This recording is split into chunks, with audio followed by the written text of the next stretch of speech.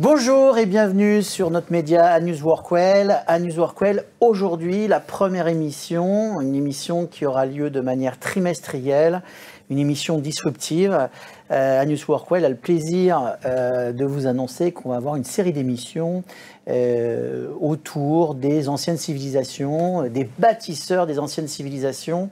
Et cette émission, on aura toujours comme invité Patrice Pouillard, qui est bien connu puisque c'est le réalisateur de la Révolution des Pyramides, Révolution des Pyramides qu'il a réalisée aux alentours de 2009, si je ne m'abuse. Ouais. Et qui est sorti en 2012. Et est sorti en 2012. Bâtisseur des Anciens Mondes, qui est sorti fin 2018 et début 2019. Et Retour sur BAM, qui est sorti en 2021. Alors, c'est l'ensemble de ces documentaires qui a été réalisé par Patrice, a fait plusieurs centaines de millions de vues à travers le monde, en français et en anglais. Et il revient sur les anciennes civilisations. Alors, c'est une émission disruptive. Pourquoi ? Parce qu'on parle des bâtisseurs de l'ancien monde, de la construction, des bâtiments, des matières premières, des concepts et des choses complètement dingues, hallucinantes. Et va nous évoquer Patrice lors de cette émission. Cette émission, elle aura lieu grosso modo tous les trimestres. Et puis avec Patrice, on va revenir bien sûr sur tes documentaires avec des images absolument incroyables. Et puis tu vas nous parler aussi de ton prochain film, Barabar.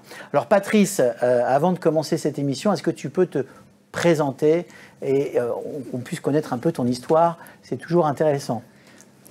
Moi, je suis réalisateur, producteur, scénariste, etc. Je m'intéresse à tout ça et j'ai rencontré ce sujet en 1999, donc ça fait un petit moment maintenant que je travaille dessus. Donc 24 ans quand même. Hein. Ouais, quand même. Et de manière un peu sceptique au départ, puisque je ne pensais pas du tout qu'on pouvait contester la construction, les hypothèses ou les théories de la construction de la Grande Pyramide, par exemple. J'ai découvert ça et puis c'est un voyage en 2005 sur place après 6 années, puisque j'ai commencé en 1999. Après 6 années d'études théoriques, on va dire, de l'égyptologie académique et puis après des livres plus alternatifs, je suis allé en Égypte en 2005 et là j'ai pris conscience du sujet et de quoi on parlait, puisque je me suis retrouvé face à des blocs de 100 tonnes sur des blocs de 100 tonnes. Et c'est par là que je suis rentré dans le sujet. C'est par la difficulté technique, l'ingénierie, ce qui se passe quand on a un chantier de construction moderne.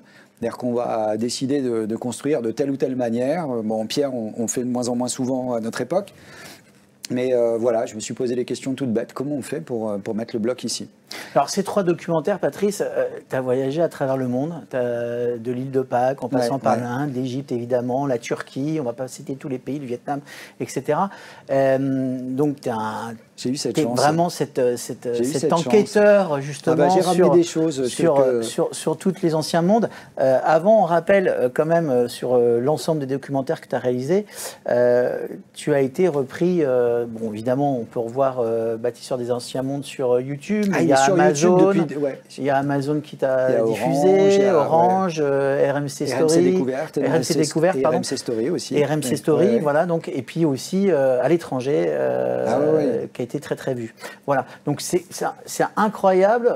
Moi j'invite tout le monde évidemment à regarder bien sûr la Révolution des Pyramides et puis Bâtisseurs de l'Ancien Monde, pour ceux qui ne l'ont pas vu. C'est des documentaires qui durent à peu près 2 heures, un peu plus de 2 heures, mais on ne voit pas le temps passer, on ne voit pas du tout le temps passer. C'est tout à fait extraordinaire. Alors l'idée, c'est que tu ne donnes pas de solution, tu mets des hypothèses, tu évoques un certain nombre de choses, et des choses incroyables, avec peut-être aussi, à travers ces documentaires, des pertes de mémoire de l'humanité. Et que tu vas nous en expliquer lors de cette émission là-dessus. Puis on verra après, bien sûr, sur le prochain film qu'on a hâte de voir, Barabar. Oui, puis le lien avec nous aussi, parce que c'est très bien de s'intéresser à ces gens-là il y a des milliers d'années, savoir comment ils ont construit, mais qu'est-ce qu'on va pouvoir en tirer pour nous? C'est ça qui m'intéresse. C'est ça qui m'intéresse. Alors, tu parles de bouleversement planétaire majeur. C'est l'introduction. Alors, pourquoi tu parles de ça? Est-ce que tu peux être plus précis par rapport à ça? Parce qu'en fait, alors j'ai des images, si tu veux, on peut le faire dans l'ordre qui va nous amener justement à tout ça, à prendre conscience de ce qui aurait pu se passer. Alors, là, j'ai amené, c'est quand on a voyagé sur la planète, et justement, on se trouve à l'île de Pâques, et on a un moai de 80 tonnes, qui a été transporté, qui a été taillé, qui a été érigé sur son socle qu'on appelle un naou, qui a été mis en place, moai de 80 tonnes. Ici, on est au Pérou, à Sacsayhuaman, donc c'est juste au-dessus de Cusco, on a des blocs de plusieurs dizaines de tonnes, avec des formes complexes qui ont été déplacées, avec des blocs d'angle comme ça, qui font plusieurs centaines de tonnes. On a ici des dalles de grès de 200 tonnes qui se trouvent à Pumapunku, à 4000 mètres d'altitude. Alors ça, c'est en Bolivie, dans les Andes. On a ici des blocs de 100 à 400 tonnes. C'est ceux que j'ai découverts, en l'occurrence, en 2005. C'est le temple de la vallée du site de Gizeh. Donc c'est sur le site de Gizeh, c'est au pied des pyramides. C'est un site que j'avais jamais vu, moi, dans aucun documentaire. Alors très brièvement, de loin, mais je ne l'avais pas vu en détail, alors que pourtant, c'est peut-être une des choses les plus intéressantes après la Grande Pyramide, sur ce site-là. Donc pareil, des blocs avec des formes complexes de 100 à 400 tonnes, empilés les uns sur les autres, jusqu'à 8 ou 10 mètres de hauteur. Et le plus gros, le plus impressionnant, c'est celui-là, 1500 tonnes, la pierre de la femme enceinte. 1500 tonnes. 1500 tonnes, c'est à Baalbek, au Liban. Donc là, c'est un peu une plaisanterie, mais pas tant que ça. C'est ce qu'il nous faudrait aujourd'hui pour transporter un bloc comme celui-là. Bon, c'est combien de grues, là? Il y en avait un petit paquet, mais surtout pour qu'on se représente ce que c'est que 1500 tonnes. Donc ça, c'est une Toyota Corolla, c'est pas du placement produit, hein, c'est simplement la voiture la plus vendue au monde. 1500 tonnes, c'est 1900 Toyota Corolla empilées les unes sur les autres. Voilà ce que ça représente, 1500 tonnes. Ça a été transporté sur une pente, et le bout de la pente est à 11 degrés. Ça constitue ces blocs-là, puisqu'il y a d'autres blocs qui sont en place, constituent les fondations du temple de Jupiter à Baalbek, au Liban. Ça, c'est la manière dont les gens qui ont accompli tous ces exploits sont représentés. Donc là, on est à l'île de Pâques. Là, on est ici en Mésoamérique avec les Mayas. Là, on est, c'est justement les pré-Incas, le site avec les dalles de 200 tonnes à 4000 mètres d'altitude. Là, ici, on est avec les Incas, les Égyptiens et les Perses, ou plutôt les Romains, puisqu'on pense que ce temple de Jupiter est justement bâti par les Romains, alors que nous, on pense que les fondations datent plutôt des Perses. Donc il y a un vrai contraste entre ce qu'on observe, c'est-à-dire les masses de pierres, les endroits parfois inaccessibles où elles ont été transportées, et de l'autre côté, la représentation qu'on a des gens qui ont travaillé, qui sont tous à moitié nus, en slip ou en jupette, avec du bois et des cordes.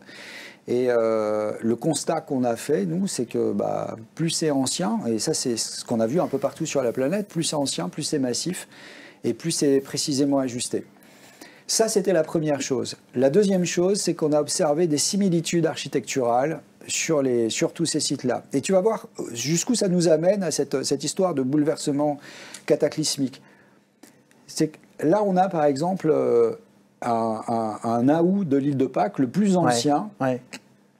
Donc toutes ces images, on les voit dans BAM, hein, Bâtisseurs de l'Ancien Monde, qui est sur la chaîne YouTube Bâtisseurs de l'Ancien Monde, si les gens veulent aller le voir.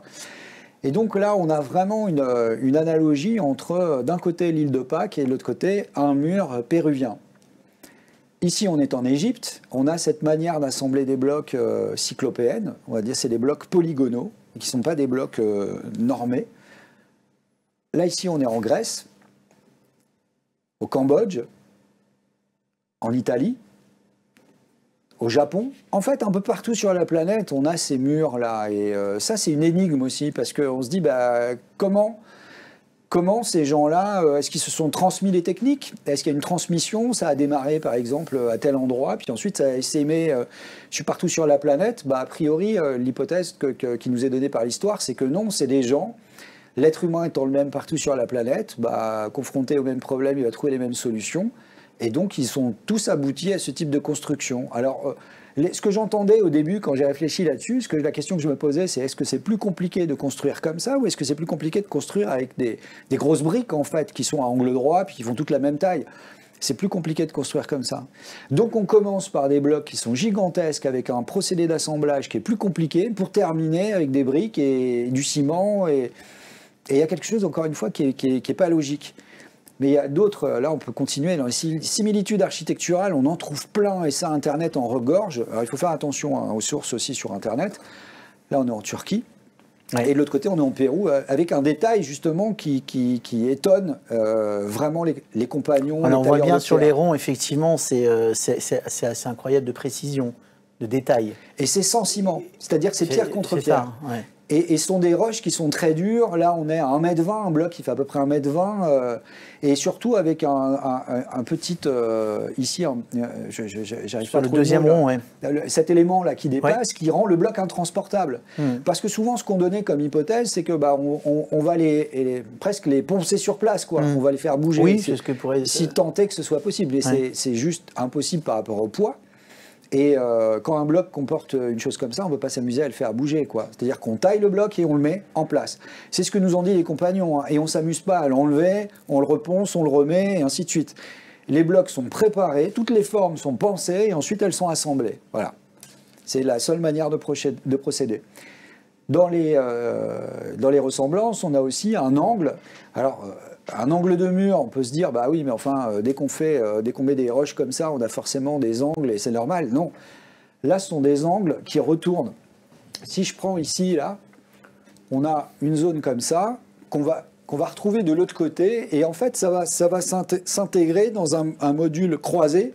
C'est-à-dire qu'on dépasse d'un côté, on dépasse de l'autre et c'est ça qui garantit une solidité. On est vraiment dans des constructions qui ont résisté en plus au temps, au séisme et tout ça. Et ces assemblages polygonaux ont plus de résistance au séisme que des assemblages faits avec des roches identiques, des blocs identiques. D'accord. Dans les similitudes, on trouve alors aussi... Alors là, on voit encore d'autres pays à explorer. On va au Cambodge, Bolivie, Pérou. Mais en fait, c'est un peu partout sur la planète. Et ça, c'est des systèmes d'accrochage, d'ancrage de blocs. Et c'est le même procédé aussi. Alors là, pour passer à autre chose, un autre objet, on est donc chez les Mésopotamiens, ce fameux petit sac à main que connaissent ceux qui sont intéressés au sujet. Là, tu vois, ça, c'est les dieux civilisateurs dans les légendes. Ils sont venus, ils ont apporté le savoir, la connaissance. On dirait qu'il a une montre. Hein. Et là, il tient... c'est incroyable, on dirait qu'il a une montre. Ouais, et là, il tient un petit sac à main. Oui. Et ce petit sac à main, on le retrouve aussi. Après, on le retrouve sur le site Olmec de la Venta. Donc, on est en Amérique. Et on retrouve ce même petit sac à main qu'on retrouve aussi en Turquie, sur le site de Göbekli Tepe. Donc là, je ne vais pas m'étendre là-dessus. C'est un site qui est très ancien et qui est en Turquie. Alors là, on voit mal. Qu'on va voir dans BAM. Ouais, peut-être qu'il faut le placer. Ouais. L'image est un petit peu sombre. Mais sinon... On va bien voir. On le devine, oui. Sinon, on va bien voir. Voilà. Alors ça, celui-là, je l'ai trouvé au British Museum avec une légende qui est probablement fait en Iran, environ 2500 ans avant notre ère. Voilà, probablement, parce qu'on n'en sait rien. Et il a été retrouvé à Our, en Irak. Et Our, en Irak, c'est sur l'équateur incliné. Et je sais que tu es impatient d'arriver au Drias récent, au bouleversement cataclysmique. Mais avant ça... Il y a une chose extraordinaire, c'est que ces sites qui présentent ces caractéristiques-là, entre l'île de Pâques, le Pérou, l'Égypte, Our, qui est en Irak, Angkor Wat, qui est au Cambodge. Partons de l'île de Pâques, orientons-nous à 30 degrés et traçons une bande large d'une centaine de kilomètres.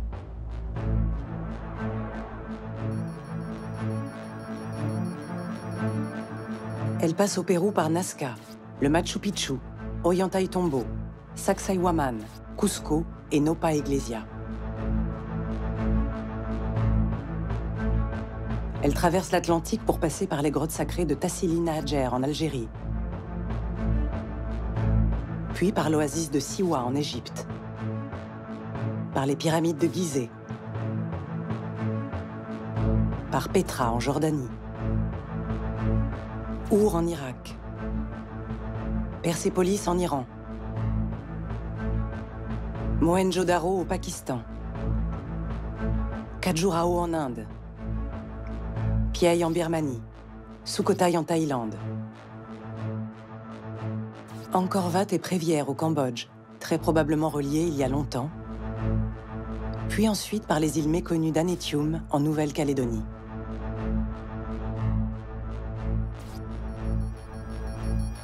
Dans cet alignement, ce ne sont pas les dates de construction des sites qu'il faut considérer, car certains sont éloignés de plusieurs siècles ou millénaires, mais plutôt leur localisation, sachant que la plupart ont été bâtis et rebâtis sur les ruines d'anciens temples. Quelle théorie tu défends ? En fait, on peut expliquer ces similitudes de différentes manières, soit par le hasard, C'est-à-dire que tout le monde, tous les peuples sur la planète, sans se connaître et sans se parler, seraient repassés par ça et auraient construit des murs cyclopéens, des systèmes d'ancrage, etc.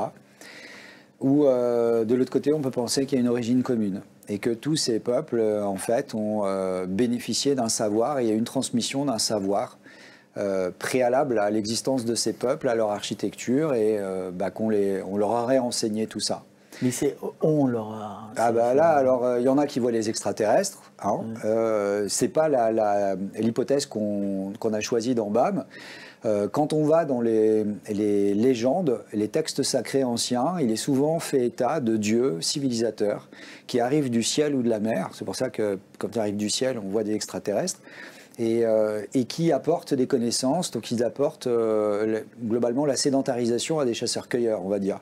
Il leur explique comment, l'agriculture, l'élevage, l'architecture, les mathématiques, et ça, c'est pas etc. la théorie que tu défends aujourd'hui dans BAM, c'est vraiment qu'il y ait des civilisations.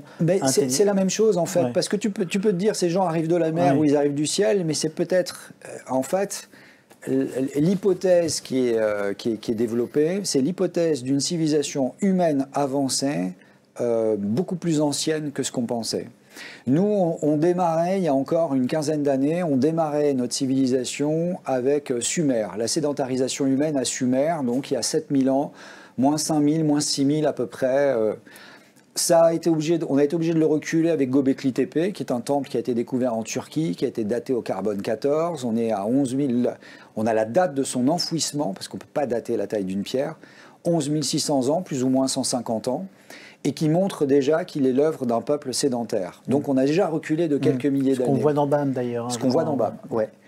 Et nous, ce qu'on pense, c'est que, en fait, l'être humain, il est sédentaire depuis plus longtemps et la civilisation humaine a été avancée technologiquement et elle a périclité suite à un cataclysme planétaire global qu'on est en train de redécouvrir, qu'on n'avait pas identifié en tant que cataclysme, bien qu'on a vu des tas de choses qui ont changé sur la planète et qui, aujourd'hui, avant s'appelait le tardiglaciaire et aujourd'hui s'appelle le Dryas récent.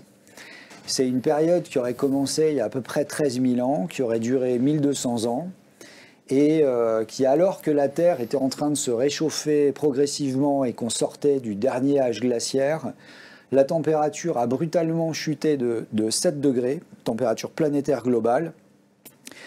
On a eu la disparition, donc pendant 1200 ans, on va être beaucoup plus froid et on va revenir au minimum de l'âge glaciaire précédent. On a eu la disparition de 35 espèces de grands mammifères terrestres, dont les plus célèbres, c'est le mammouth, le tigre à dents de sable, des grands rennes, etc. On a eu la fonte de toute la glace qui était dans le nord du monde, qui est devenu un climat tempéré. On a eu d'autres changements, le Sahara qui était une jungle qui est devenu un désert, et surtout une montée des océans durant cette période de plus de 100 mètres, qui fait que l'équivalent de l'Europe et de la Chine, à peu près, entre 25 et 27 millions de kilomètres carrés, sont passés sous l'eau. Et ensuite, à la fin de ces 1200 ans, on a une remontée brutale, alors quand je dis brutale, c'est en termes de géologie, hein, c'est pas un claquement de doigts, de 10 degrés, et là on va rentrer dans le système de température et climatique qu'on a aujourd'hui. Donc la Terre, avant ce cataclysme, parce que c'est vraiment un cataclysme, hein, ce qui s'est produit, et je vais revenir dessus après, la Terre ne ressemblait pas du tout à ce qu'elle ressemble aujourd'hui. Le contour, Et en fait, dans cet épisode cataclysmique qu'on connaissait, on ne savait pas vraiment quelle pouvait être l'origine et les raisons qui poussaient à faire ça. On parlait d'une inversion du Gulf Stream, peut-être sans vraiment savoir pourquoi. Peut-être qu'à un moment, il y a un système de trop-plein, puis off, il inverse son cours, ce qui modifie le climat partout sur la planète. Et il y a depuis une quinzaine d'années ce qu'on appelle l'hypothèse de l'impact, qui est défendue par une centaine de publications scientifiques, et qui serait l'impact d'une comète gigantesque de 8 km à peu près de diamètre, qui se serait fragmentée en plusieurs morceaux et qui aurait heurté la Terre à divers endroits et qui aurait été à la base de ce cataclysme.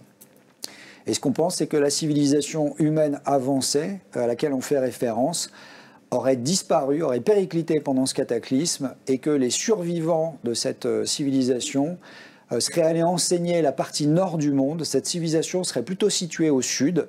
On ne sait pas du tout à quoi elle pouvait, un peu comme la nôtre, peut-être pas expansionnistes comme on l'est nous, donc plutôt localisés à un endroit avec des comptoirs ailleurs dans le reste du monde, qui sont bien évidemment aujourd'hui sous les océans. Donc aux détracteurs qui disent qu'on ne trouve pas vraiment de traces, il faut chercher aux bons endroits. Et quand on commence à chercher dans le fond des océans... Par rapport à la Thaïlande, je crois que c'est... au large de l'Inde, quand il y a eu le tsunami. Le tsunami, on retrouve maintenant effectivement cette théorie de on a retrouvé des choses. Oui. On retrouve des choses. On retrouve des choses et maintenant, plus on va fouiller et plus surtout on va utiliser la technologie parce que c'est notre credo, c'est une science reconnaîtra une autre science. Et donc, c'est bien, on s'intéresse aux légendes, etc., mais pas pour les prendre pour argent comptant. Simplement parce qu'on pense que derrière toutes ces légendes, ces mythes sacrés, il y a toujours une part historique, une part de vérité. Tu viens de dire un truc extraordinaire, c'est une science qui reconnaît une autre science. Donc une science d'aujourd'hui qui reconnaît une autre science, celle du passé. Est-ce qu'il n'y a pas justement la crainte de nos scientifiques ou de chercheurs justement de regarder dans le passé ou d'être pris pour des débiles? Et donc il y a un peu ce culte du secret, la peur du ridicule.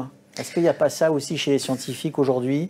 Et grâce à cette nouvelle technologie, à la modernisation, ce que tu fais, notamment comme d'autres, peut-être un éclairage plus précis. Je ne pense pas à un culte du secret, je pense une peur de perdre sa légitimité, oui peut-être. Mais qui engendre... Il y a des problèmes d'ego aussi, hein. Oui. Il y a des gens qui ne supportent pas que des non-universitaires puissent faire un travail qui leur est réservé, c'est leur plate-bande, ils n'aiment pas qu'on fasse ça. Il y a plein de raisons. Après, il y a des raisons dans certains pays, il y a des raisons politiques, historiques, parce qu'en fait, on n'a pas envie de découvrir que 2000 ans avant nous, il en existait d'autres, et que finalement, on n'occupe peut-être pas légitimement le terrain. Il y a plein de raisons, plein de choses qui viennent se mettre. Puis il y a le formatage de l'histoire aussi qui est qui est tellement important et tellement prégnant que en fait, c'est lui qui fait, quand on présente ces choses-là, souvent dans 99% des cas, j'ai la personne qui me regarde, qui me dit alors, c'est les extraterrestres. Oui.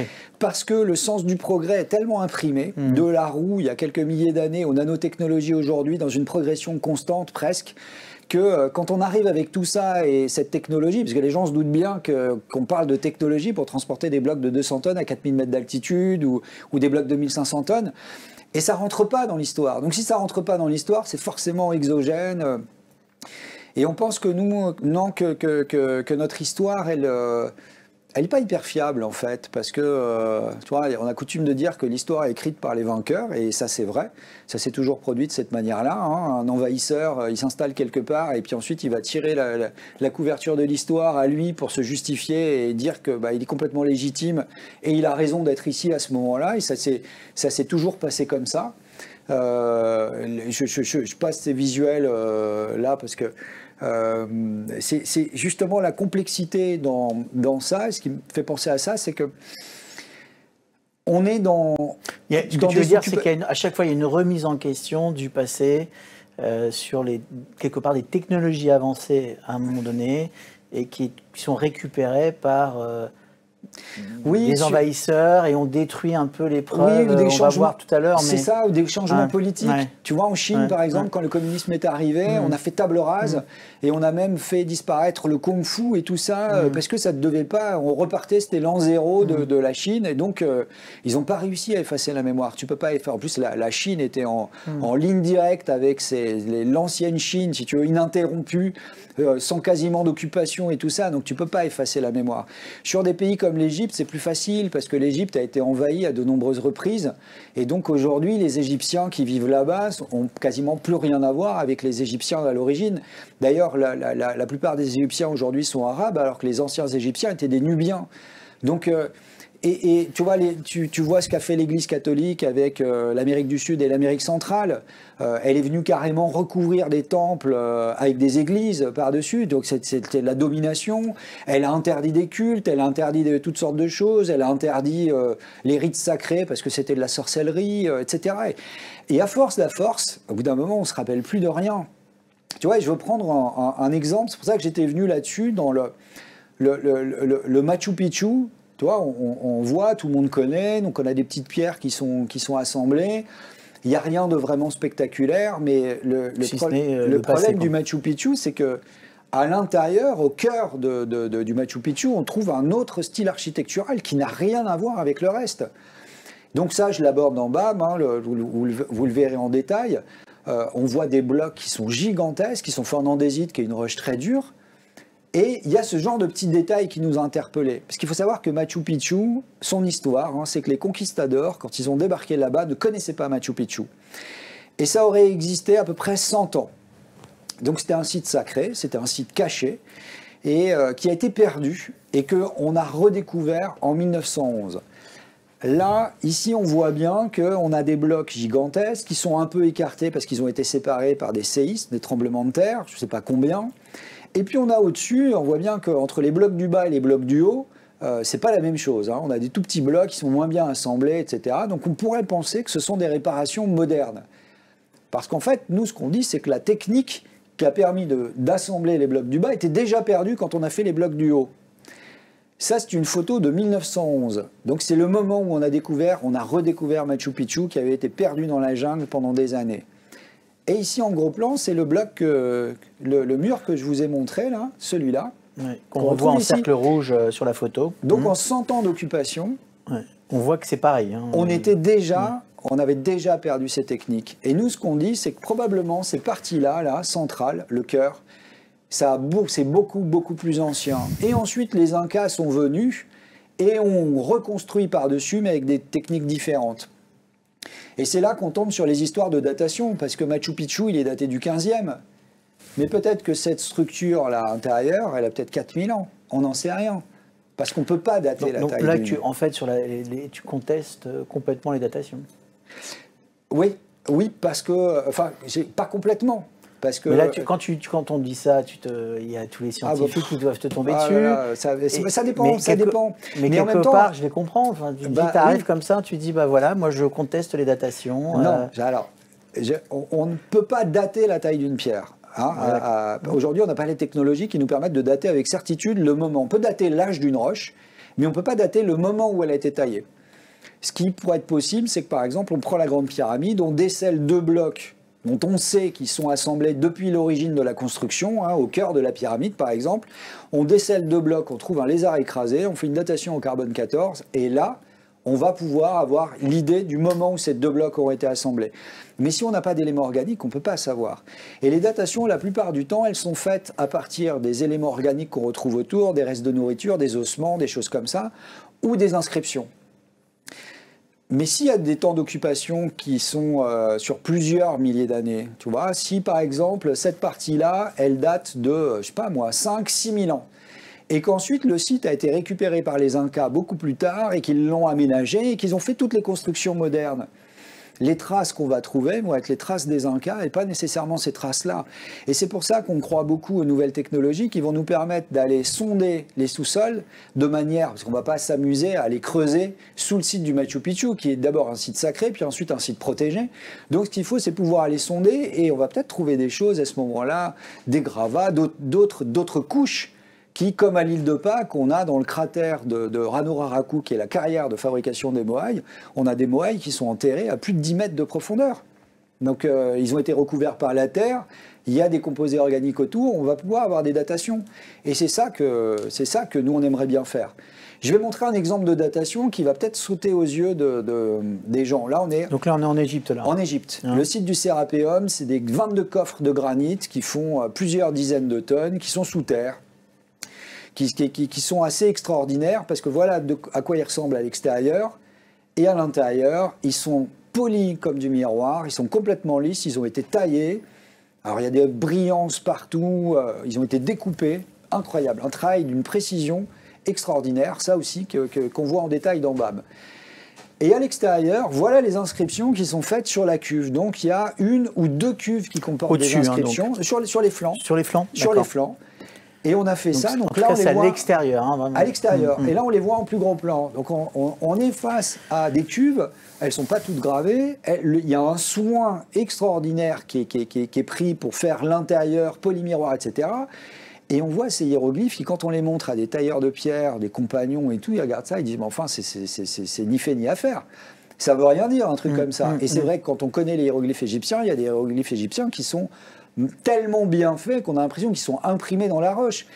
Et ben c'est sur ça, là, sur ces inscriptions, qu'on a fait toute la datation du site. J'ai compris. Donc, nous, et c'est qui a fait la datation, par exemple, là? C'est les Britanniques, là? Alors ça, je me souviens plus, entre les Britanniques, et donc, ils ont les Italiens, pris, les Allemands... donc la datation elle a été prise voilà, sur son... ils ont fait la lecture des textes, et puis les textes disent que... en fait, l'idée, c'est de dire c'est au minimum tant d'années, mais en fait... On sait qu'à cette date-là, à la date où on a écrit, ils existaient déjà. Ouais. Ça, c'est une chose. Mais maintenant, nous, on ne se bloque pas, mais on ne veut pas reculer pour reculer, absolument. Mais aux gens qui disent, mais attendez, vous parlez d'un cataclysme il y a 13 000 ans, ce site-là, par exemple, il va être moins de 2000 avant notre ère, donc il y a 4000 ans. Mais entre 13 000 ans et 4000 ans, il y a une longue période de temps. Donc voilà, c'est pour ça qu'on a tendance à discuter les datations. Et si tu veux, j'ai un extrait là...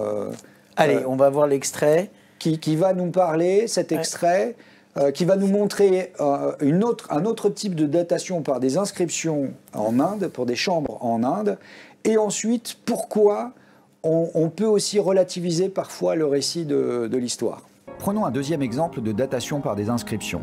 Les grottes de Barabar et Nagarjuni en Inde, ou plus encore qu'au Sérapéum, la précision d'exécution est sidérante.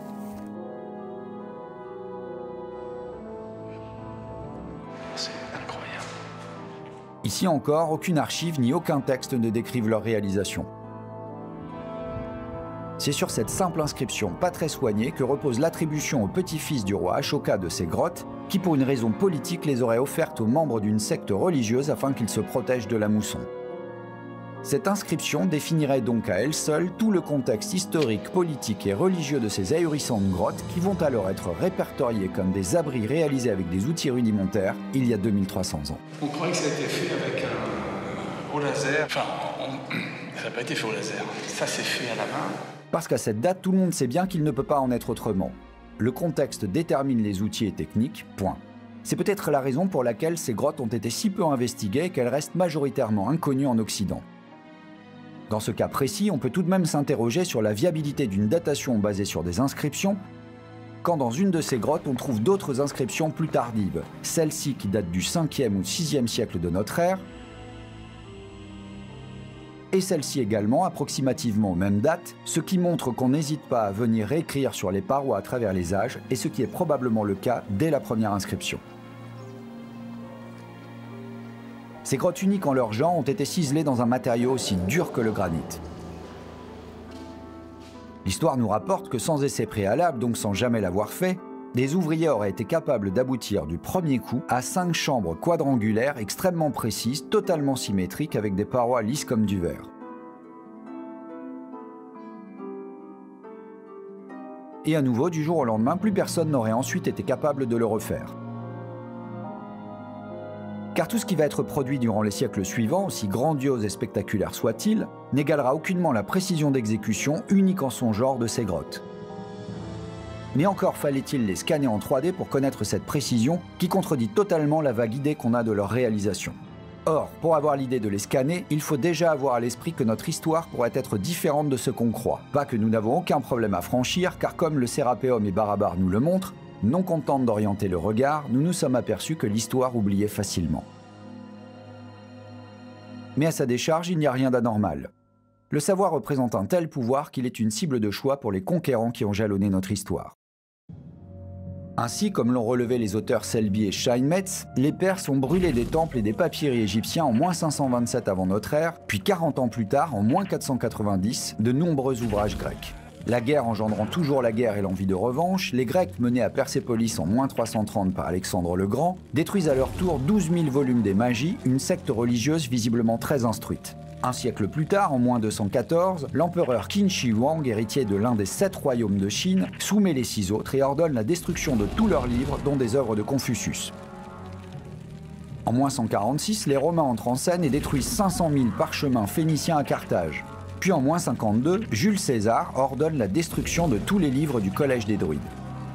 Un peu plus tard, vers 250 de notre ère, la bibliothèque de Pergame, rivale de celle d'Alexandrie, aurait été détruite par des chrétiens intégristes. Mais il faut savoir que Marc-Antoine aurait déjà offert à la reine Cléopâtre, en -41 avant notre ère, 200 000 ouvrages provenant de cette bibliothèque.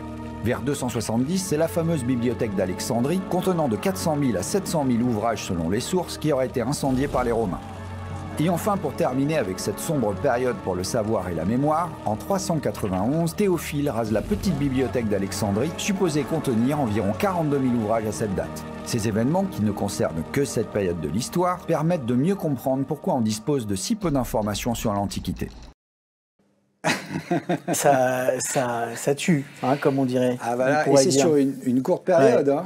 On n'est pas sur plusieurs millénaires. Non, mais là, on remet complètement en cause. Excuse-moi, mais tu remets beaucoup en cause. Et il y a des faits. Hein. Je questionne. Je questionne.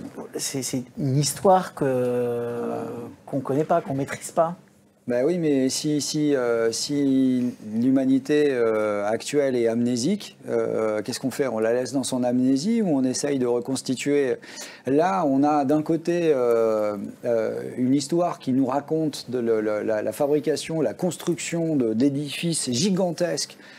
Tu vois, dans la Grande Pyramide, on a des dalles de 70 tonnes qui se trouvent à 50 mètres de hauteur dans l'édifice, qu'on est allé chercher à 900 km du site de Gizeh, qu'on a monté de 40 mètres sur le plateau, qu'on a ensuite positionné pour faire une chambre, la chambre du roi, et on a fait des linteaux de 70 tonnes. À un moment, il faut bien qu'on explique ça autrement que... si tu veux, pendant longtemps, parce que ça varie en plus avec la politique, il y a longtemps, c'était des esclaves. Alors ça, les compagnons, ça les fait hurler, parce que les compagnons, quand ils voient la Grande Pyramide ou quand ils voient tout ça, ils disent c'est des ouvriers hyper qualifiés et qui en plus ont pris du plaisir à faire ce qu'ils faisaient. Tu vois, quand on fait le petit détail comme ça, moi j'ai fait des projections devant des compagnons, des appareilleurs, des calpineurs, enfin vraiment des gens qui sont dans le métier, et quand ils voyaient ça, ils étaient en admiration, tu vois. Et ça n'a rien à voir avec ce que l'histoire nous rapporte de 100 000 esclaves qui meurent sur le site. Non, ce sont des ouvriers hyper qualifiés, respectés et respectueux de ce qu'ils font. Et à partir de là, on voit des sortes d'impossibilités. Et pareil, la Grande Pyramide, c'est un chef-d'œuvre d'ingénierie à tous les niveaux. On fera un film plus tard sur le cahier des charges de la Grande Pyramide, pour montrer à quel point elle est complexe. D'abord, elle est toujours en place. Hein. Il y a beaucoup de constructions humaines qui résistent pendant plusieurs milliers d'années à tous les séismes, les invasions, etc. Elle est toujours en place. Et on l'a réduit à quoi? Au caprice d'un roi qui despotique et mégalomane, dont on n'a rien retrouvé à part une petite statue de 7 cm de hauteur, qui aurait contraint tout son peuple à lui fabriquer la plus grande tombe du monde, qui est signé nulle part, tu vois, à part un logo derrière la porte des toilettes, qui est juste au-dessus de la chambre haute. Non, mais je suis plaisante parce que, à la base, il y a un vrai génie à l'œuvre. Et la Grande Pyramide, c'est à la fois une œuvre artistique et en même temps un chef-d'œuvre d'ingénierie, à tout point de vue. Et tout ce qu'on a vu dans les sites anciens, parce que c'est pareil, transporter un moai de 80 tonnes et l'ériger sur un petit muret de pierre, c'est de l'ingénierie. Parce que sinon, ça se casse la figure, c'est difficile, il faut le poser et tout ça. Et donc tout ça, c'est un peu, là on voit l'image du mécanisme densitaire qu'on voit d'ailleurs dans et que t'expliques très bien dans BAM. Ça aussi c'est une preuve vivante un peu de ce que tu veux dire, c'est-à-dire qu'on retrouve ce mécanisme en fait dans l'eau à un moment donné. Au début du 20e, voilà. Pareil. C'est quelque chose qu'on avait complètement oublié puis qui a existé. Enfin là c'est du matériel, c'est concret. Ah mais l'histoire, c'est même pas qu'elle l'avait oublié, c'est qu'en plus elle niait son existence. Il y a des auteurs grecs qui en parlaient de l'époque, qui parlaient de ce mécanisme, et l'histoire disait ah non, ça n'a pas existé, ce sont des affabulateurs, c'est pas possible qu'il y ait eu un tel mécanisme dans la Grèce ancienne. On l'a trouvé au début du XXe siècle, il a dormi pendant 50 ans dans un musée, grâce à un physicien anglais qui est Derek de Sola Price. C'est grâce à lui qu'on a tout ça et à son opiniâtreté, il a jusqu'à la fin de sa vie, il était convaincu. C'est resté combien de temps dans un musée? 50 ans. Donc 50 pendant plus de 50 ans. Dans les donc années personne 50, s'est intéressé pendant 50 ans. Bah non, mais on voyait ça. Tu vois, donc, et lui s'est dit, il y a quelque chose, parce qu'on voit bien là un petit bord d'engrenage là sur le côté. Il s'est dit, mais cette pièce, il a eu une intuition. Il s'est dit, cette pièce, elle a quelque chose. Il s'est battu pour faire des rayons X. Donc c'était la technologie la plus avancée de l'époque.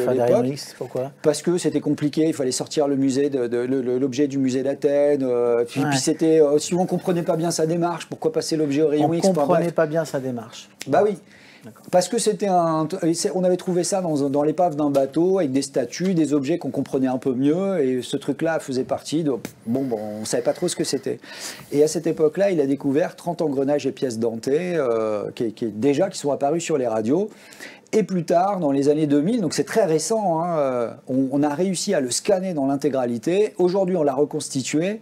C'est 300 engrenages et pièces dentées qui sont d'une complexité. Alors, sinon, ça va durer trop longtemps. Je renvoie les gens à Bâtisseurs de l'Ancien Monde, à BAM, parce que la séquence, il y a la Hublot, la société suisse Hublot de montres, qui a travaillé dessus et qui a fait un travail remarquable. Et on a compris cet objet. Donc là, cet objet est intéressant à plus d'un titre.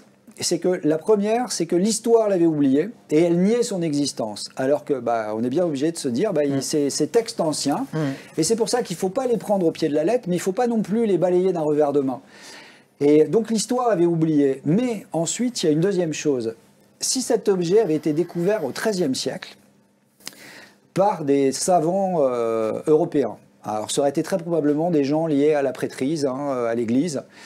Ils auraient trouvé ça, ils se seraient posé la question de cette croix. Est-ce que c'est une croix hérétique? Est-ce que c'est l'œuvre du diable? Je ne sais pas. Mais si il l'avait ouvert, et il l'aurait cassé, et puis il n'avait pas la science, on n'était pas suffisamment avancé en Europe à ce moment-là pour comprendre tous ces engrenages, etc. Parce qu'il faudra attendre le XVIe siècle en Europe pour qu'on commence à faire des chronographes et qu'on rivalise avec la même complexité. Et ça, c'est important de l'avoir à l'esprit parce qu'il y a des choses qu'on découvre et qu'on essaye d'expliquer aujourd'hui avec nos moyens actuels. Mais peut-être qu'il y a des techniques de transport et de levage, de découpe de pierres qu'on ne connaît pas encore, qui sont beaucoup plus simples qu'on le pense et qu'on découvrira dans 50 ans, 100 ans, 200 ans. Donc, c'est la prudence. Ça nous invite à la prudence, ça. C'est des éléments qu'on peut retrouver dans BAM et qui sont très bien expliqués. Mais encore une fois, on revient sur l'idée d'adaptation, sur l'idée d'objets qu'on a retrouvés, qu'on a certainement oubliés, qui ont même été jetés, c'est ça? Combien voilà. S'il n'avait pas été dans la mer, c'est-à-dire que sur Terre, il a disparu. S'il n'avait pas été dans la mer, dans des conditions très particulières, on ne l'aurait jamais retrouvé. Il y a quand même ce qui est intéressant chez toi, quoi qu'on pense et quoi qu'on dise, c'est qu'il y a une question que tu te poses, c'est que tu te dis, on a le droit de se poser des questions. On a le droit de se poser des questions, d'enquêter. C'est un minimum, non? Oui, mais tu as raison. Et surtout de revenir un peu à des éléments où certains scientifiques prennent ça avec beaucoup de légèreté. Et je reviens sur la peur du ridicule ou la peur d'enquêter. Enfin voilà, parce que je pense que tu as eu des... Ah mais j'ai pas peur du ridicule, moi. Oui, mais enfin, tu as eu des pressions, j'imagine, là-dessus. Oui, mais alors, non, attends, on va pas faire... c'est pas nous contre les scientifiques, parce qu'on a des scientifiques qui travaillent avec nous. Ça dépend des disciplines. Il y a, dans la parce science, qu'on voit plein de compagnons. non, mais dans la science, il y a les sciences dures, et puis après, il y a les sciences molles. Et les sciences molles, c'est l'histoire, la psychologie. Il y a une part d'interprétation qui est énorme. Et après, ça dépend, quand on est face à des objets comme cela, ça dépend de, si tu veux, l'archéologue qui va se retrouver face à ça, quelles sont ses compétences en matière d'ingénierie. Là où un ingénieur, Derek de Sola-Price, il était spécialiste des engrenages. Donc, il était dans sa partie, lui. Et c'était un physicien. Tu vois, c'était un scientifique. Il y a eu plein de scientifiques et il y a des scientifiques qui travaillent avec nous. Quand on travaille avec des géologues, ça, c'est des sciences dures. Quand on fait du scan 3D, par exemple, là, on est directement dans la science, parce qu'on obtient des chiffres, c'est du mesurable, c'est du reproductible. N'importe qui passera avec un scan 3D dans les chambres de bar à bar obtiendra les mêmes résultats que ce qu'on a obtenu. On a vu que dans le passé, tu le montres très bien, qu'il y a eu des tas de livres, de bibliothèques qui ont été incendiés, donc on a perdu ces traces-là, ces mémoires, quelque part de nos aïeux, d'anciennes civilisations, de leur génie, ce que tu dis. Aujourd'hui, on est quand même dans un monde où il y a cette idée justement de retrouver ces mémoires, d'essayer d'enquêter, d'aller chercher l'information, de la décrypter.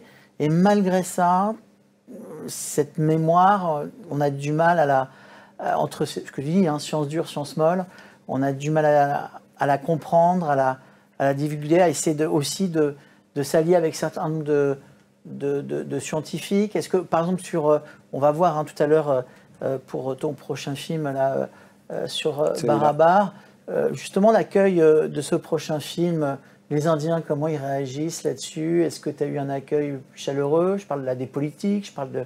Est-ce qu'il y a des scientifiques? Comment tout ça se passe? Parce que... Pas encore, mais c'est... si tu veux, quand tu dis on a du mal à reconstituer, bah, c'est normal, on n'a aucun texte. On n'a aucune archive en fait sur tous ces sites-là, aucune archive de construction. D'accord, mais Donc, enfin, si tu reviens sur le site de Turquie qui était on peut a priori dire qu'il date d'il y a 11 000 ans. Bah, c'est la seule chose qu'on peut dire. Et puis après, on ne peut que constater. Mais ce qui est intéressant, c'est que les architectures parlent. Parce qu'aujourd'hui, quand on construit, je sais pas moi, un immeuble, un centre, n'importe quoi, l'architecte nous raconte une histoire. Oui. Par les matériaux qu'il utilise, par les dimensions qu'il va donner à l'édifice. Il y a toujours... Et puis même si c'est pas une histoire consciente, c'est une histoire inconsciente. Est-ce qu'on fabrique plutôt...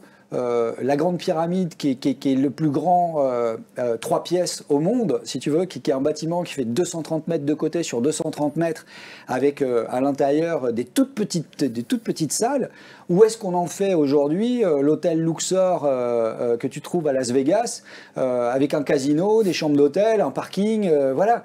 Ça parle aussi. Hein. Quelles sont les préoccupations? C'est pour ça qu'on pense que la Grande Pyramide, c'est une œuvre collective et c'est une œuvre qui a la gloire de la vie, de plein de choses et pas du tout le caprice d'un roi. Et c'est pour ça que c'est si bien fait, c'est pour ça que c'est... Et c'est ça aussi qui nous intéresse, hein, cette dimension-là. Moi, j'ai découvert plein de choses en étant en contact des compagnons et qui sont vraiment des choses qui nous portent et qui sont intéressantes à voir à notre époque où l'humain disparaît un peu derrière la recherche absolue de rentabilité, de profit. Alors là, on va rentrer sur Barabar. Il y a une séquence d'ailleurs dans BAM et Retour sur BAM sur Barabar. C'est vrai que quand on voit BAM, on n'a qu'une envie, c'est d'aller encore explorer beaucoup plus Barabar, mais à l'époque, il y avait, tu étais limité par rapport aux technologies, et d'ailleurs dans le film, tu dis, on va revenir, on aura plus de technologie. Alors là, c'est là où, pour les passionnés, on a envie vraiment de découvrir encore plus Barabar. Alors, ça va être un film entièrement dédié donc à Barabar, qui va se faire... Barabar, c'est ça. Hein, voilà. Et voilà, justement, j'aimerais que tu nous en dises un peu plus sur ce site-là, puisqu'il y a des petits scoops peut-être à donner. Voilà, donc pour tous ceux qui n'ont pas vu BAM, où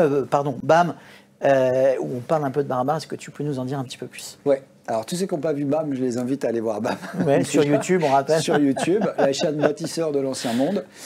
Ce sont des chambres qui se trouvent donc dans la région du Bihar en Inde, c'est le nord-est de l'Inde, c'est à 20 km de Bodh Gaya, et dont on a des affleurements de granit, on appelle ça un chaos granitique, on a d'énormes roches de granit à l'intérieur desquelles on a creusé 5 chambres. En fait, il y en a 7 en tout, il y en a 2 qui sont inachevées, il y en a 5 qui sont achevées. On est allé les visiter pour la première fois en 2017 et on a été très surpris parce qu'en fait, on va le voir sur ces images, les surfaces sont polies comme des miroirs. Donc ils sont rentrés à l'intérieur de rochers de granit et ils ont découpé des formes géométriques qui sont apparemment simples. Je dis apparemment parce qu'en fait, elles sont beaucoup plus complexes que ce qu'elles donnent à voir. Et ils les ont fait avec une précision, déjà visuellement, tu as une impression de perfection. Et puis surtout, c'est complètement lisse, polymiroir, brillant à l'intérieur. On voit une autre image là, de ce à quoi ça ressemble. C'est très sombre à l'intérieur, hein. Il y a très peu de lumière. Là, on parlait de dates. C'est quoi les dates là? Alors, les dates, on sait qu'elles étaient là il y a 2300 ans. Alors, je vais faire grincer des dents certains, probablement. Nous, on pense qu'elles sont plus anciennes, hein, on en parlera dans le film, même si, à la limite, pour arranger tout le monde, il vaudrait mieux qu'on dise qu'elles ont été faites il y a 10 ans. Ouais. Ça serait beaucoup plus simple à faire rentrer dans la chronologie si on ne veut pas bouleverser l'histoire, en fait. Parce que le problème de ces chambres, là, on a fait les scans en 3D, donc ça, c'est les coupes des scans au sol. Hein, donc ça, c'est des images réelles, c'est des photos en 3 dimensions. Hein. Le scan 3D, pareil, on réexpliquera vraiment ce que c'est. Donc voilà les formes de ces chambres, hein, qui sont... il y a 2300 ans, il y a des gens qui ont imaginé faire à l'intérieur de rochers de granit des chambres qui sont avec ces formes-là. Et ce qui nous a poussé à les scanner, parce que c'est un énorme coup de chance de les avoir scannés, c'est parce que les parois sont très légèrement inclinées. Donc on a eu beaucoup de mal à les mesurer, en fait, avec les télémètres, parce que quand on mettait le télémètre, le faisceau allait taper. Alors, le télémètre, c'est l'appareil qui permet de mesurer avec un rayon laser. Oui. Et ça tapait un petit peu plus bas en face, donc c'était pas très précis. On s'est dit, il va falloir qu'on trouve une technologie qui nous permette de prendre les dimensions de ces chambres. Et donc, c'est pour ça qu'on est retourné les scanner en 3D. Et alors voilà, ça c'est un des scans animés. Donc le scan vient, il envoie des rayons laser partout, ça fait des impacts, des nuages de points. Ces nuages de points, on les assemble et ça nous donne une photo en 3 dimensions, donc dans laquelle on peut tourner. Il n'y a absolument rien de redessiné, là c'est tel quel. Avec des artefacts, des défauts qui n'existent pas dans la réalité. Ce que nous explique, c'est à cause du polymiroir. C'est tellement poli, tellement brillant, que du coup ça génère des choses qui font un peu trembler le scan 3D. Ouais. Ça c'est une deuxième. Donc voilà, on s'imagine, hein, on est dans un rocher de granit, on rentre à l'intérieur et puis on va découper ça. Et donc voilà, ça c'est les premières choses qu'on a obtenues après nos scans 3D et à la fin de BAM, parce qu'on n'était pas allé au cœur de l'analyse des scans. Et la troisième, c'est ça. Alors, on a vraiment, pardon, moi je pose la question, mais c'est vrai que quand on regarde ça en scan, on a vraiment l'impression de trucs un peu de notre enfance, etc. Mais on a l'impression de voir des trucs un peu extraterrestres. Ça me fait penser un peu à Tintin, l'album de Tintin, tu sais, vol 714 pour Sydney, ces formes-là un peu, et puis on voit que c'est... Non, bah, évidemment que c'est l'impression que ça donne, mais c'est pas ta théorie, bien sûr, hein, là-dessus. Non, mais je comprends, parce que c'est parce qu'on a l'impression d'être face à une pensée exogène, une pensée étrangère. Et nous, on pense que cette civilisation humaine avait un rapport au vivant, au monde, à la construction qui était très différent du nôtre.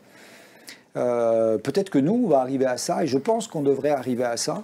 Et donc, ce qu'on voit et ce qu'on observe aujourd'hui, ce qui est parce que, tu vois, c'est très austère, c'est des formes géométriques qui sont découpées, il n'y a aucune décoration, il n'y a rien du tout, il n'y a pas de statue. Mais ça servait à quoi? Alors ça...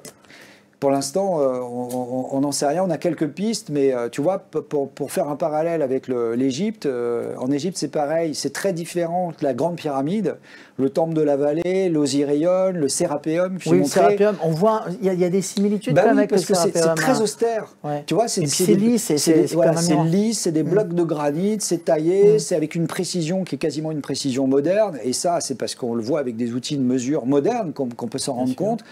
Et c'est en décalage complet avec les temples égyptiens tels qu'on les connaît, dont chaque centimètre carré est couvert de hiéroglyphes, de couleurs, de tas de choses. En Inde, c'est pareil, tu vois, tous les temples sont recouverts de petites statuettes, de fresques, de tas de choses. Or là, il n'y a rien du tout. Alors, il n'y a rien, on verra tout à l'heure qu'il y a quand même quelque chose. Juste par rapport à ça, là, les outils qui sont utilisés pour... fabriquer ça, donc il y a au minimum 2300 ans, peut-être plus, on ne sait pas trop, parce que la datation, on ne peut pas la faire là, tu l'as expliqué très clairement. Mais c'est quoi les outils? Parce que les compagnons, tu as emmené des compagnons là-bas, et tu leur as montré, qu'est-ce qu'ils disent de ça? En fait, c'est très difficile de se prononcer. Moi, je leur ai posé la question, je leur ai dit, bon voilà, j'ai un budget illimité, j'ai tout le temps qu'on veut, est-ce que vous acceptez? On va trouver un rocher, de granit en Bretagne, vous relevez le défi, on y va, on en fait une? Non. Et il me dit, vous ne trouverez personne qui s'engagera là-dedans. Et pourquoi?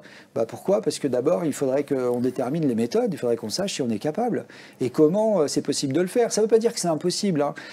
Les transmissions du savoir chez les compagnons, par exemple, se sont perdues au Moyen-Âge, quand il y a eu les pestes, tu vois, des grandes épidémies. Et la dernière il y avait beaucoup de transmission orale. Hein, c'est que de la transmission orale. Et puis surtout, il y a une chose que m'ont confié les bâtisseurs, c'est qu'à un moment... ils ont gardé secrètement, c'est des secrets de fabrication, hein. Apple donne pas à tout le monde le secret de l'iPhone, et c'est les grandes entreprises, à l'époque c'était ça, c'était les entreprises de bâtisseurs, ils avaient des secrets, des techniques qu'ils partageaient pas, pour une raison que c'est leur fierté, etc. Mais la deuxième raison, c'était parce que c'était un contre-pouvoir par rapport à la royauté, parce qu'un roi sans édifice, sans construction, sans bâtiment, c'est pas un roi. S'il n'a pas une cité, il ne peut pas exercer, il ne peut pas être dans l'imaginaire des gens un roi. Donc ça faisait une sorte de contre-pouvoir, tu vois. On sait très bien que les cathédrales n'ont pas été fabriquées par des prêtres. Ils ont fait appel à des bâtisseurs. Et les bâtisseurs ont glissé un peu dans les cathédrales ce qu'ils avaient envie de glisser, parce qu'il y a des tas d'animaux qui ne font pas partie du bestiaire religieux de la Bible, ou du cahier des charges. Voilà, mais bon, c'est fait. Mais là, sur... Pardon, c'est ce site-là, Barabar, qui est quand même assez exceptionnel, mais... je pose la question de néophyte, candide, mais c'est quoi les outils? Qu'est-ce qu'il y a eu comme outils? Il y a les compagnons qui sont incapables de faire... Qu'est-ce qu'il peut nous dire? C'est ça qui est incroyable. Et puis quel outil à l'intérieur, comme tu dis? Anticitaire. on est peut-être le XIIIe siècle qui redécouvre Anticythère. Donc on a peut-être des techniques qu'on n'a pas encore découvertes, qui sont des techniques simples, peut-être plus simples qu'on le pense, des manières de travailler le granit ou des manières de travailler la pierre qui ne ressemblent pas à celles qu'on utilise. Tu vois, nous, on a commencé avec de l'énergie, des outils de taille qui étaient des outils mécaniques qui usaient. Mais on a fait des découpes à eau qui fonctionnent. On a des découpes qui sont soniques. C'est-à-dire que là, c'est d'autres procédés. Et ça fonctionne. Hein. Ça fait rentrer en résonance, ça casse les cristaux. Donc, ce n'est pas une abrasion. C'est vraiment par les principes des lois physiques, en fait, qu'on découpe. Donc, il y a peut-être encore d'autres procédés. Alors là, les gens disent oui, mais attendez...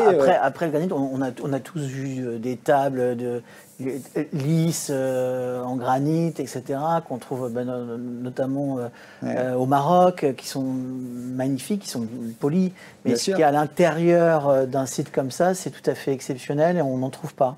Bah, c'est pas pareil de polir une table en plus dans le sens de la gravité où tu vas mettre ta pâte abrasive, c'est-à-dire en général c'est du sable mélangé à de l'eau avec de la silice ou du quartz.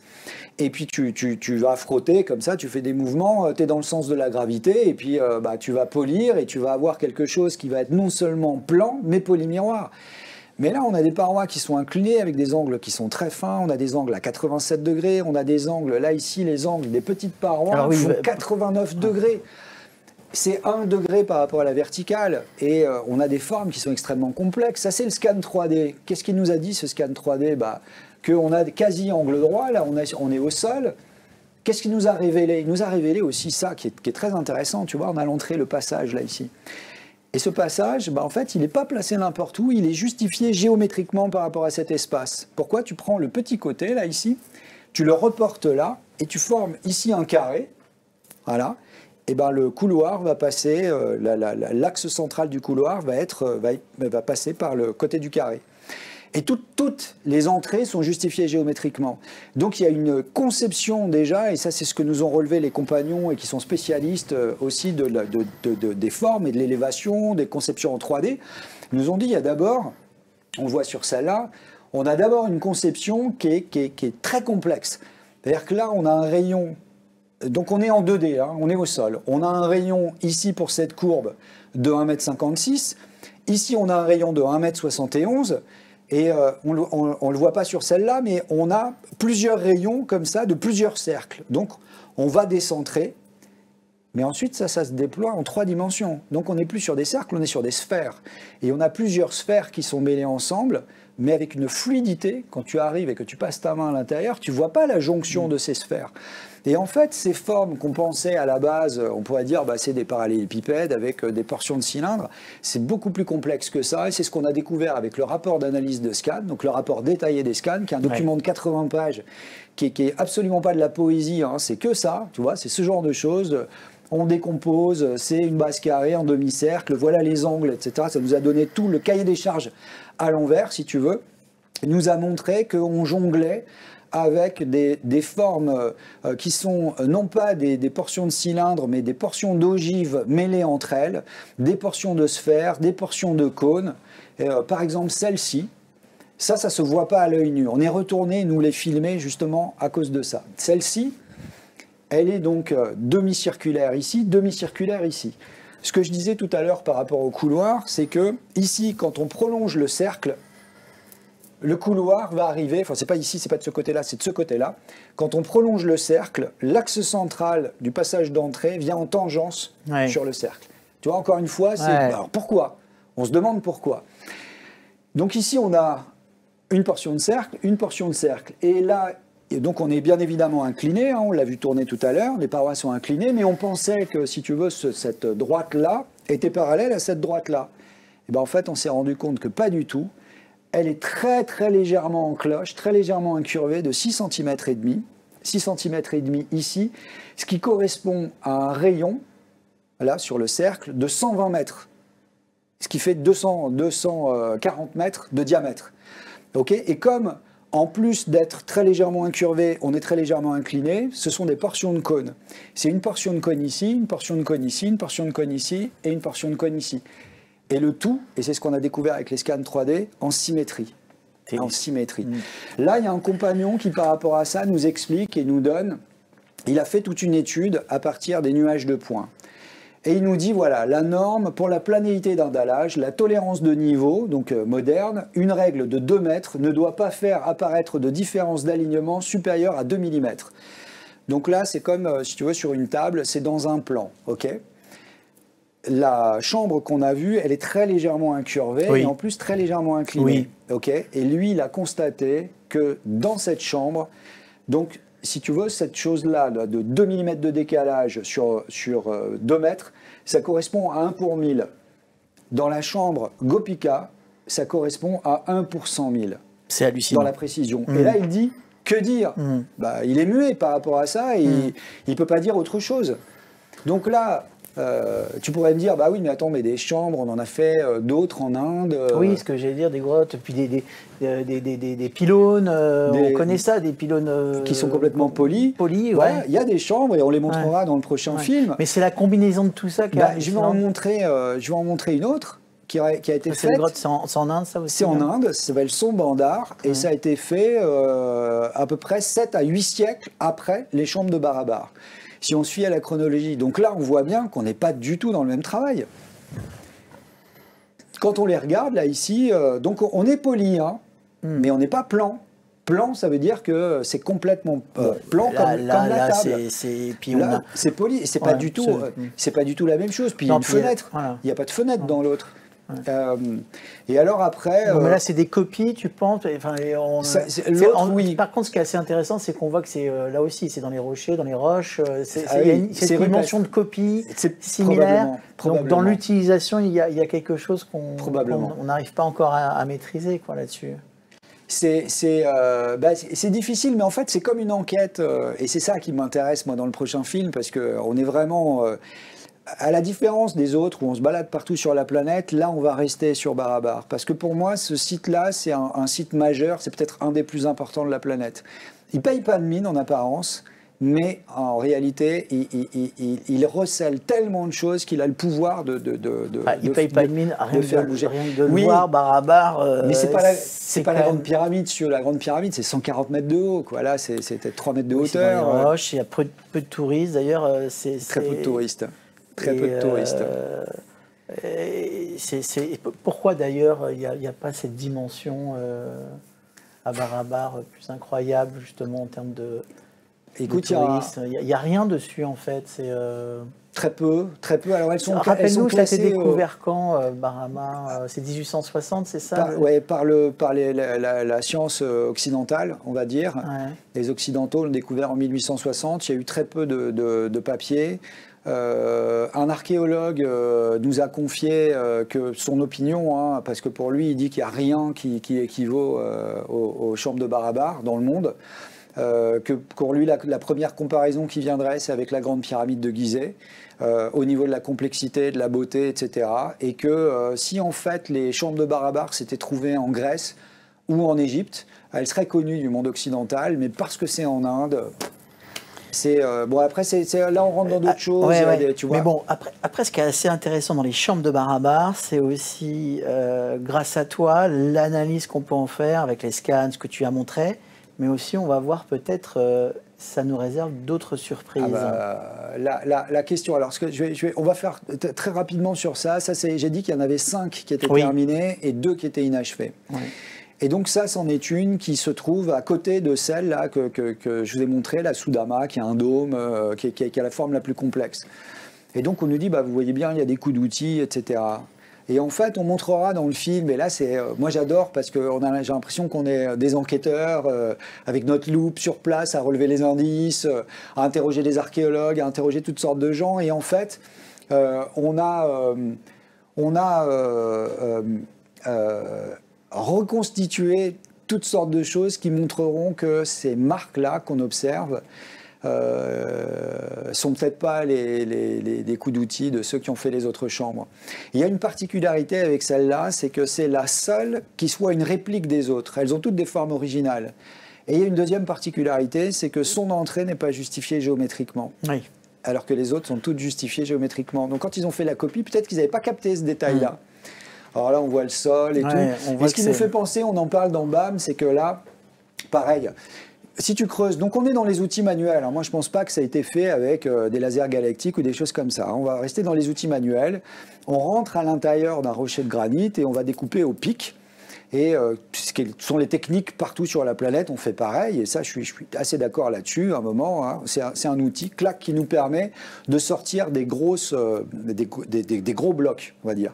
Et plus on va avancer de la forme finale, parce que la difficulté quand on est dans ce qu'on appelle du rupestre, c'est qu'on rentre à l'intérieur d'une forme qu'on est en train de créer. C'est pas comme quand on fabrique, on va mettre notre plan au sol et puis on va commencer à poser les fondations et ainsi de suite. Non, là, on n'a pas droit à l'erreur, hein. Et on a des étapes qui vont se succéder dans une chronologie très particulière avec des outils qui vont nous permettre d'aller de plus en plus finement pour obtenir le polymiroir qu'on a à l'arrivée avec les symétries et tout ça. Et donc là, on observe des coups qui nous ont dit les compagnons, ça va en descendant, et c'est dangereux d'aller en descendant. Parce qu'en fait, la particularité dans cette chambre, c'est que les parois, là, ici, sont complètement terminées. Elles sont déjà dressées, donc planes, polymiroir. Un peu comme si dans une pièce, tu rentres et tu as mis tes papiers peints alors que le plafond, il est encore brut. Tu vois, tu n'as même pas mis d'enduit. Donc ça, c'est assez particulier. Puis des coups qui viennent comme ça, donc c'est un peu dangereux. Et surtout, on est très proche de la forme finale. Et observer des marques de pic à cet endroit-là, ça nous montre qu'on ne maîtrisait pas trop la technique parce qu'on aurait déjà dû changer d'outil depuis un moment. Ça, oui. Il y a une autre chose qu'on a observé aussi, c'est que les cristaux de quartz, quand on les observe à la loupe, sont transparents, polis, complètement transparents, polis à l'extrême. Et pour que, en fait, quand on frappe des cristaux de quartz, il se produit des micro-fissures à l'intérieur qui les voilent très légèrement. Et ils ne sont pas voilés, les nôtres. Donc, ils n'ont pas été percutés depuis au moins 2 cm.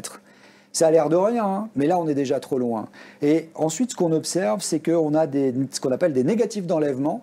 C'est-à-dire qu'on a creusé, on est allé trop loin, et hop, ça ne fonctionnera pas. Et il y en a à plusieurs endroits. Et il y a d'autres choses, hein, il n'y a pas que ça. Mais voilà pour montrer les pourcentages de symétrie. Donc là, on a nos scans 3D.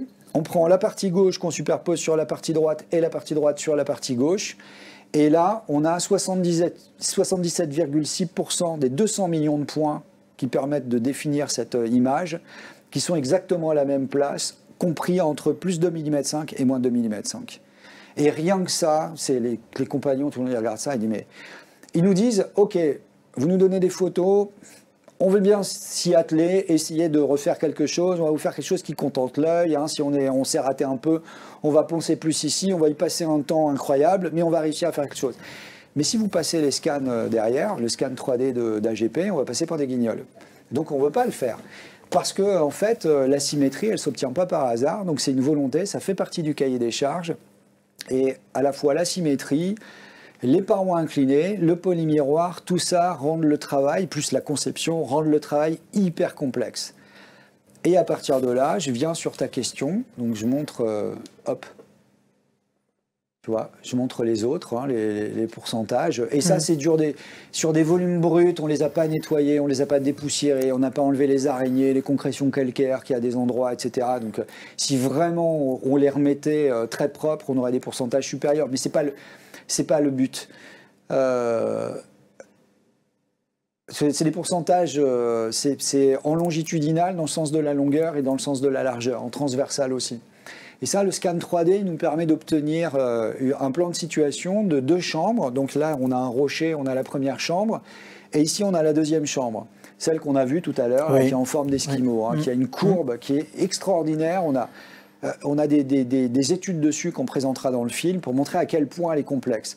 Et on a le couloir qui est très légèrement en biais, et c'est la seule qui a un couloir qui est aussi incliné. Et on ne comprend pas parce qu'en fait, ils auraient très bien pu décaler, il y a de la place. Hein. Ils auraient pu décaler ou ils auraient pu la faire glisser ici et mettre un couloir droit. Pourquoi? On n'en sait rien, on ne sait pas pourquoi c'est comme ça. Toujours est-il que quand on prolonge les 2 parties de ce couloir, là ici, on vient taper à la perpendiculaire du grand côté. Et quand on montre ça aux compagnons tailleurs de pierre, ils nous disent il n'y a pas de hasard dans la géométrie, c'est voulu. Et on a un géomètre qui a travaillé sur les nuages de points qui nous dit oui, moi je peux le refaire, hein, on va faire de la triangulation, on va prendre des points et on va faire ça. Mais la question c'est pourquoi? Pourquoi on va rajouter ça? C'est déjà pas assez compliqué d'aller faire des chambres à l'intérieur? Maintenant, si je les remets dans le contexte, ces 5 chambres, les 5 là, qui sont achevées avec ces formes-là, auraient été faites en 28 ou 29 ans. 27 ou 28 ans, je suis trompé. qui est le règne du roi Ashoka qui les aurait légués. Et la chose qu'on se dit, c'est que on est face à vraiment un travail qui, comme l'ont fait remarquer aussi certains compagnons, est complètement dénué d'inscriptions, de statuts. Oui, c'est ça, il n'y a aucun objet, il n'y a pas de traces, il n'y a pas de... Avec une précision qui est quasiment austère, une précision moderne, parce qu'aujourd'hui, quand on tient à respecter des dimensions très précises, c'est quand on est dans le scientifique, dans le militaire, dans le médical, mais pas pour des habitations, des choses. On n'a pas besoin de ça, enfin, les tolérances, elles ne sont pas là-dedans. Et donc face à un objet qui est complètement très austère, dépouillé de tout signe religieux ou autre, pour eux, ils disent ce ne sont pas des œuvres d'art, en fait, ce sont des objets. C'est des objets techniques, ça sert à quelque chose. Et nous, face à tout ça, si tu veux, face à la quantité de travail qui a été nécessaire pour réaliser ça, on se dit qu'en tout temps, en tout lieu, un être humain ne dépense pas une somme d'efforts considérable si le but n'est pas à la hauteur des efforts dépensés pour y parvenir. Et donc, quand on regarde, on se dit, c'est pas possible. Ils cherchaient, si tu veux, l'archéologie, pour faire court, en se basant sur des plaques qui sont gravées sur les passages d'entrée de ces chambres-là, entre autres. On nous dit que les chambres ont été léguées à une secte d'ascètes qui s'appelle les Ajivika pour qu'ils puissent s'abriter pendant les périodes de mousson. Et on voit bien que, donc ça c'était il y a 2300 ans, et on voit bien que on n'a pas besoin d'avoir des chambres symétriques, parois inclinées, polymiroirs, pour s'abriter contre la mousson.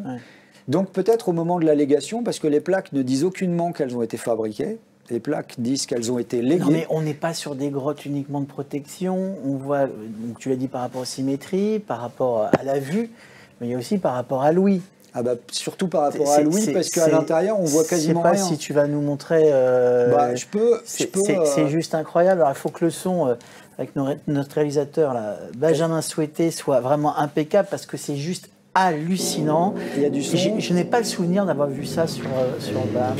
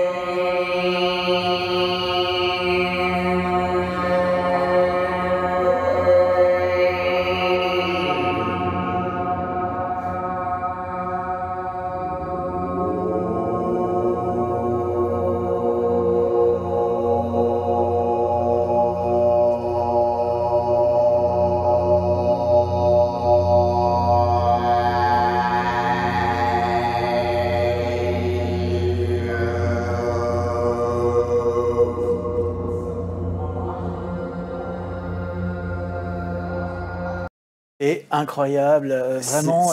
C'est très difficile de se rendre compte, c'est un enregistrement avec un smartphone, ça en plus. Quand on va y retourner, on va enregistrer avec des micros beaucoup plus performants, parce que les micros classiques, ils tiennent pas. Moi, mon micro caméra, en fait, ce qui s'est passé, on était à l'intérieur du dôme, et on a pris une petite enceinte sur laquelle on a diffusé du 75 Hz à peu près. Donc c'est une petite enceinte posée au centre du dôme.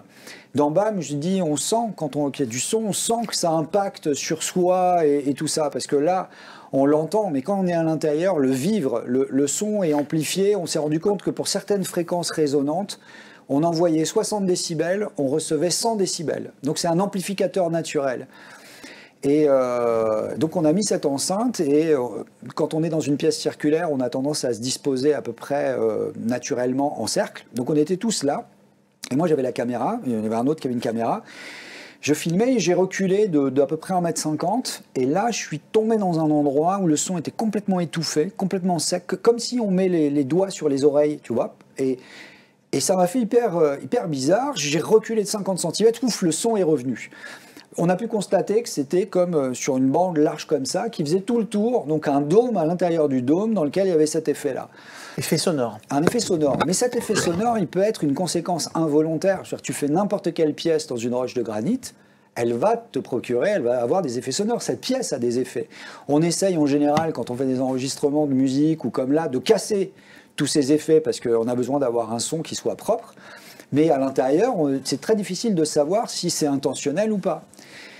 Il s'avère que cette enceinte, on l'a fait tourner une première fois, une deuxième fois, et la troisième fois, pouf, elle a grillé. Donc il y a un effet physique, hein, elle était toute neuve. Il y a un effet physique sur ça, il y a quelque chose qui se produit, il y a des pressions avec le son.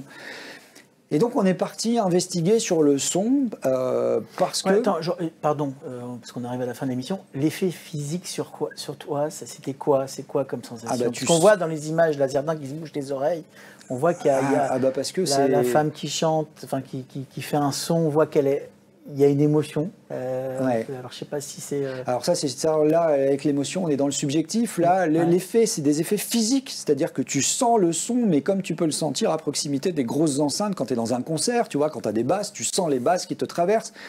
Là, c'est pareil, quand tu as des gens qui chantent et qui atteignent des fréquences qui sont des fréquences résonantes, tu vas les sentir te traverser. Tu vas sentir les fréquences se manifester plutôt ici, à d'autres endroits. Tu vas sentir des pressions sonores. Et ce qui nous a fait penser au son, c'est que d'abord à l'intérieur, il y a très peu de lumière, que quand tu rentres, ça te saute aux oreilles, hein, parce que le moindre son est complètement amplifié. Et ensuite, les parois sont très légèrement inclinées, donc on enlève l'effet d'écho au profit d'un effet de diffusion du son. Le polymiroir aide à la propagation du son et à la diffusion à l'intérieur, et les symétries aussi. Donc on a 3 indices qui nous poussent vers le son. Maintenant, pourquoi faire? On n'en sait rien. Maintenant, je vais être très honnête là. On est parti sur des possibilités de guérison, par exemple. Pourquoi? Parce qu'une civilisation avancée, elle comprend que pour être une civilisation prospère, elle a besoin que chacune des cellules qui composent cette civilisation soit le mieux possible, meilleure santé possible, à sa place, etc. C'est un pas qu'on n'a pas encore franchi, nous. Et comme on pense qu'on est face à des gens, tu vois, tu disais, tiens, ça me fait penser à quelque chose qui pourrait venir d'un autre monde. On est face à une pensée exogène. On se dit que c'est la civilisation qui a pondu une chose pareille. Elle connaît les propriétés de la pierre, peut-être qu'on ignore. Elle connaît les caractéristiques sonores et la géométrie qui joue avec des caractéristiques sonores. Et il y a une partie de nos études qui va tendre à essayer de voir si les effets sonores sont des conséquences volontaires et font partie, dès la conception, sont déjà présents. Donc on a 2-3 pistes pour aller explorer ça. Et surtout, après, derrière, ce qui nous a posé et ce qui nous pose encore problème, si tu veux, c'est qu'en Inde, on guérit par le son. L'Inde fonctionne un peu différemment, c'est une terre très spirituelle, ils n'ont pas de problème à faire des sessions avec du chant, avec des bols, tu vois. Tu trouves de toute façon l'usage du son un peu partout, les Tibétains font pareil avec des instruments, et ça a des propriétés de guérison, même des propriétés la possibilité de te faire entrer en transe. Donc on s'est dit, ça pourrait être des choses comme ça, sauf que tu peux faire des sessions de bol, tu peux faire des concerts et des trucs, et tu n'as pas besoin d'avoir 5 chambres aux parois très légèrement inclinées avec des constantes qui sont dignes de la technologie, nos technologies modernes, des formes très spécifiques pour faire ça. Cher du tambour, tu peux faire entrer une personne en transe avec un tambour dans la forêt. Donc pourquoi on a ça? Et alors pourquoi? Voilà. Ça c'est la question. On a savoir, hein. Ah bah, moi, ça fait 5 ans qu'on est dessus. Hein. Ça fait 5 ans qu'on les a découvertes et que moi, j'arrête pas j'ai jamais dépensé autant d'énergie et de temps dans ma vie que sur ça, parce que depuis le début, au début, si tu veux, on avance, on se dit c'est bizarre, on n'arrive pas à les mesurer, il faut qu'on les scanne. On les scanne, les types reviennent en disant, bah, vous savez quoi, elles sont symétriques. Alors ça, c'est vraiment le détail qui change tout, hein, c'est énorme. Et c'est tout ça bout à bout, on se laisse porter. J'ai jamais été autant en lâcher prise dans un projet de documentaire où je sais pas comment je vais financer mon film, je sais pas comment je vais terminer mon film parce que je sais pas jusqu'où on va aller, parce qu'au moment où je parle, il y a des gens qui travaillent et moi je fonctionne un peu comme un maître d'œuvre, je fais parler des gens ensemble qui n'ont pas l'habitude de se parler. Et ce qui est assez magique, et ça c'est... Je peux me permettre, moi je suis réalisateur, donc j'ai le droit d'avoir une vision un peu mystique, probablement. Mais c'est que les gens arrivent dans le bon ordre. Et on franchit les étapes les unes derrière les autres. Et à chaque étape, même s'il y a des périodes de découragement, il y a eu des périodes de découragement, parce que c'est compliqué, en fait on se dit, mais il y a quelque chose, elles vont nous livrer quelque chose. Et nous, on pense quelque chose d'utile par rapport à ça. Déjà, au passage, si tu veux, les gens qui ont fait ça, c'était des tailleurs de pierre d'élite. Et ça, c'est les compagnons qui le disent. Comme on en a rarement vu sur la planète. Donc déjà, s'intéresser à leur travail, de réhabiliter leur travail, c'est déjà une bonne chose. Et la deuxième chose qu'on a envie de faire, c'est de sortir le dossier complet au monde entier, sans prétention, hein, c'est parce qu'on est sur YouTube. Et on va publier en open source toutes nos données. Les rapports de scan, tous ces trucs qu'on a financés nous en plus, parce que on n'est pas financé par l'État ni par des subventions, parce que d'abord on essaye d'aller vite, même si 5 ans c'est relativement long, mais on va mettre en open source toutes les données, tout ce qu'on a accumulé, etc., en espérant qu'il y ait quelqu'un qui tombe dessus en disant « bon sang, c'est bien sûr, ça sert à ça », et puis là, voilà, c'est comme ça s'est produit pour Anticiter, tu vois, voilà où on en est. C'est ça c'est formidable. Bravo Patrice. Alors, donc l'idée, on arrive à la fin de cette émission, c'était passionnant et passionné grâce à toi. Ce qu'on va faire, je l'ai dit en début d'émission, c'est qu'on va te suivre tout au long de l'année. Génial. Il y a un parcours absolument incroyable qui va se faire sur 2023 et puis 2024 lors de la diffusion de ton film documentaire sur les chambres de Barabar, qu'on rappelle qu'ils sont donc en Inde.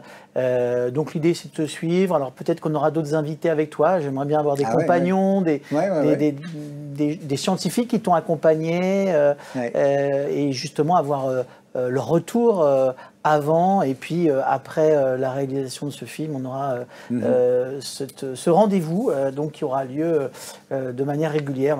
On verra si c'est tous les trimestres ou tous les 2 mois, on va voir en fonction. On ne peut pas vous dire évidemment aujourd'hui quelle va être la fréquence, mais en tout cas, Patrice sera avec nous pour suivre justement l'avancée du nouveau film des Portes de Barabar avec toujours des informations plus passionnantes, plus captivantes, des questions. Mais vous avez remarqué, il y a quand même de la part de Patrice des choses très factuelles.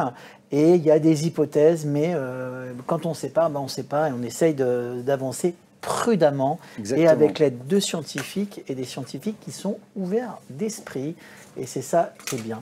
C'était donc Agnès Workwell pour une nouvelle émission disruptive sur le monde des bâtisseurs, en tout cas l'ancien monde des bâtisseurs.